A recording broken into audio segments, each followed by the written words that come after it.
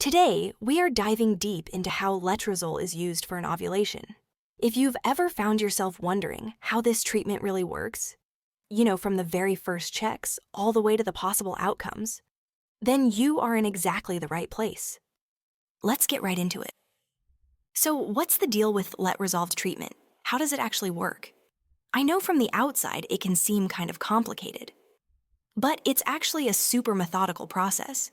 And in this explainer, we're going to walk through it together step by step, so you know exactly what to expect at every single stage. Okay, so where does it all kick off? Well, before any treatment even begins, the very first step is to figure out if letrozole is the right path for you, and that means doing a full fertility investigation to make sure the main issue is in fact anovulation. This pre-treatment checklist really shows you how thorough the whole approach is. It's a real team effort. It involves a semen analysis for the partner, and for you, a whole panel of fertility tests. That includes an AMH test to check your ovarian reserve and a pelvic ultrasound. The goal here is to get a complete 360-degree of you before anything starts. Now, what about your fallopian tubes? This is a great question. While not everyone needs this check, it's definitely recommended if you have any history of things like pelvic surgery, infections, or severe endometriosis, basically anything that could cause a blockage. If none of those risk factors are in your history, your tubes can often be assumed to be open, or patent as they call it. And all of those initial checks, they're really just to confirm one big thing, that the main issue is in ovulation, because that's the specific condition letrozole is designed to treat. And ovulation, it's a fancy word that just means you're not ovulating regularly. It's pretty common in people with PCOS, and usually shows up as super infrequent periods, like maybe only every 3 or 4 months. All right, once you're confirmed as a good candidate, you get to move into phase 1, finding your dose. Now, this initial period is not really focused on getting pregnant, just yet. Instead, the entire goal is to calibrate the perfect, precise, and safe dose of letrozole that works for your body. So this whole dose-finding process, it follows a really clear rhythm.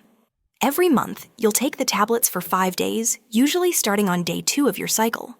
Then around mid-cycle, you'll have a scan to check how the follicles are developing, and later a blood test will confirm if you actually ovulated based on those results. Your dose is either given the green light or it's adjusted for the next month. Simple as that. And at mid-cycle scan, it is so important for this exact reason. The goal, the absolute sweet spot, is to see 1 or maybe 2 mature follicles growing. If the scan shows 3 or more, that's actually seen as an over-response because it bumps up the risk of a multiple pregnancy, like twins or triplets. So what happens if that test at the end of the cycle shows you didn't ovulate well? The approach is very methodical. If 1 tablet didn't do the trick, the dose usually gets bumped up to 2 tablets the next month, and if that still doesn't work, it might go up to 3. It's all about a careful step-by-step increase to find what works for you. It's really important to have realistic expectations here. This whole dose-finding phase isn't instant. It can take anywhere from 1 to 3 months to really pinpoint that perfect, effective, and most importantly, safe dosage for you.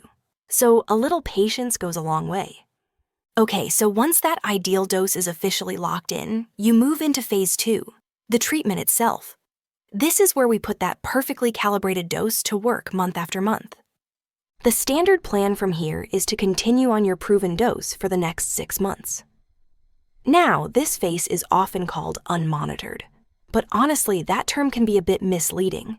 It definitely doesn't mean you're left on your own. All unmonitored really means is that you won't need those frequent mid-cycle scans anymore. Why? Because you've already found the dose that works. The goal now is just to use that dose every month to get you ovulating regularly, which in turn should lead to regular menstrual cycles.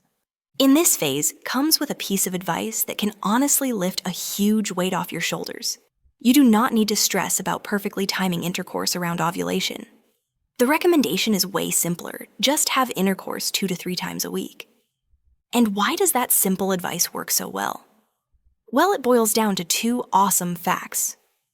First, the treatment itself is making your ovulation way more predictable. And second, sperm are incredibly resilient. They can actually survive in the fallopian tubes for up to a week just waiting for an egg to show up. So yeah, that regular schedule, it's more than enough to cover the fertile window. So you've done the 6 months of treatment, what happens next? This final section is all about understanding the potential outcomes and planning for the road ahead, no matter what it brings. Let's talk about outcomes. The data suggests there's about a 50 chance of a successful pregnancy within that 6-month treatment window. Now, of course, that number can change based on age and other health factors for the other half who don't get pregnant in that time frame. A review with a specialist is the next logical step. And this is the big question, right? What happens if you complete the full cycle and you're not pregnant? It's really important to know that this isn't the end of the road, not at all. It's just a pivot point in your journey. So what happens in that specialist review? Well, you'll explore a few different paths. Could there be other hidden causes of infertility that need a closer look? Does it make sense to try Letrozole for another 6 months? Or is it maybe time to consider if a different treatment like IVF might be a better next step for you? And through this whole process, it's really worth remembering that letrozole is considered very, very safe. Its one and only job is to get you to ovulate. It's not some systemic treatment that's going to affect your overall health in the long run. Ultimately, this entire process is about so much more than just taking a pill. It's about gathering information. Think about it, if lectures all successfully makes you ovulate, but a pregnancy doesn't happen, that itself is a crucial piece of the puzzle. It strongly suggests there might be another factor at play, which gives you and your doctor the clarity you need to decide on the best, most effective path forward.